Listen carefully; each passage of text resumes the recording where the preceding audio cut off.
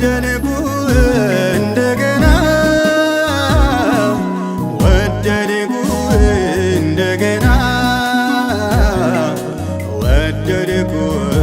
እንደገና የምህረቱ መገለጫ ምልክቱ